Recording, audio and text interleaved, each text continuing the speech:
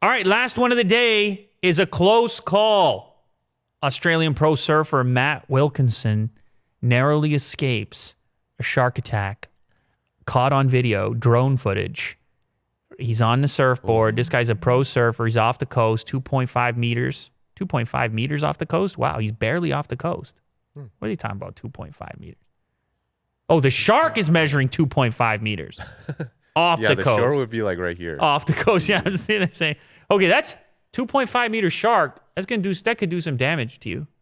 Of course, yeah. That could do a little damage to you. So this guy's just paddling along. I think you can play the clip. Play a little bit of the clip. I don't know. Play a little bit of the clip. You can just scroll forward. So the shark is down below, starts to come up a little bit. He's paddling along. And pause it here. Pause it right there. Oh, you just missed it. See, it's even too short. The bug on his head. Right. You just find the frame right before it takes off.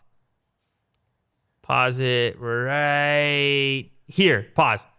So it is fully interested in this guy at that moment.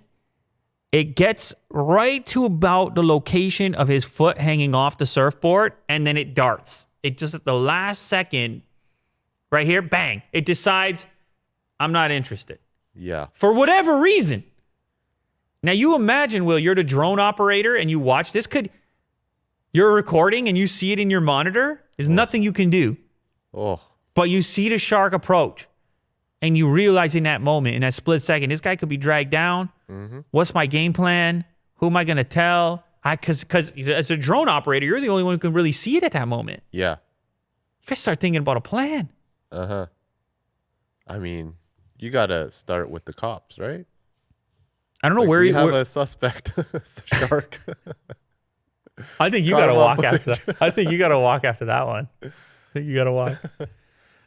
He says this guy's been surfing forever, obviously pro surfer. He says, hey man, I know about sharks. Most of the time they're not interested in bothering with people. However, he's going to take a few days off surfing, as you probably would if you had this close encounter. It's amazing. It doesn't happen that often, all things considered. Everybody in the ocean all the time. It's definitely not happening every day. Yeah. But to have it caught on camera like that and to see just how close you were and to come out of it completely unscathed, not even a nip, not even a drop of blood, you got to be feeling pretty good about yourself to make it out of that one. Yeah. I mean, would you ever go surfing? You would try it, right? Have you tried it? No, I don't think I've ever tried surfing. In the ocean? I've done, I've been on the thing, I'm paddling in there, I've done all that. Yeah. But never the real, I'm on a surfboard and I'm looking for a big wave. I'm guessing, would this deter you?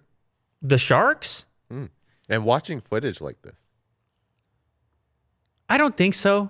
Because of the rarity of the situation, right? This guy is out there presumably every day. He's a pro surfer. Yeah. So you keep ratcheting up your number of exposures, and your potential for interaction obviously goes up alongside.